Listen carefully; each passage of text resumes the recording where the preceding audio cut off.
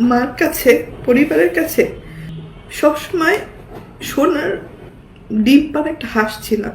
4 বছরেরও বেশি সময় ধরে আড়ালে ছিলেন চিত্রনায়িকা পপি। খবর রটে এ সময় তিনি বিয়ে করে সংসারী হন। তবে বিয়ে প্রসঙ্গে আনুষ্ঠানিকভাবে কোনো কথা বলেননি এই নায়িকা। পারিবারিক এক ইস্যুতে আবার আলোচনায় আসেন পপি। সম্প্রতি কবে বিয়ে করেছেন, মা হয়েছেন এবং সিনেমা নিয়ে তার ভাবনা কি, এ প্রসঙ্গে এক সাক্ষাৎকার দিয়েছেন। কোটি মানুষের আস্থার ভালোবাসায় 11 বারের মতো দেশের 1 নম্বর রেফ্রিজারেটর ব্র্যান্ড ওয়ালটন। পপি জানিয়েছেন বিয়ে নিয়ে তার কোনো পরিকল্পনা ছিল না। 2019 সালে বাসায় একটা ভয়াবহ দুর্ঘটনা ঘটে।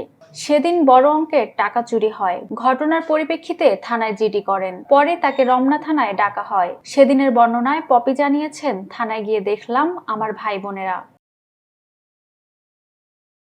ঘটনাচক্রে জীবন নিয়ে আমি আতঙ্কিত হয়ে পড়ি। মনে হলো আমি কারো কাছে নিরাপদ নই। ফিল্মের কাজে সবার সঙ্গে মিশেছি ঠিকই, কিন্তু আপনজন কেউই ছিল না। বরাবরই আমি পরিবার অন্তঃপ্রাণ মানুষ, অথচ আমার কাছে পরিবারের সবাই অচেনা হয়ে গেল। সম্পত্তি ও টাকা পয়সা নিয়ে জটিলতা শুরু হয়। জটিলতার এই পুরো সময়ে আদনান আমাকে ছায়ার মতো আগলে রেখেছে। কোনো জটিলতাই আমাকে স্পর্শ করতে দেয়নি। আমার হাতটা শক্ত করে ধরে বলেছিল, আমি আছি, নো টেনশন।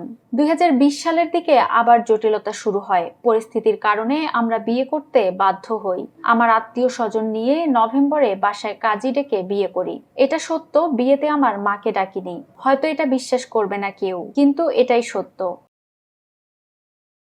আমার মা চাইতো না আমি বিয়ে করে সংসারী হই।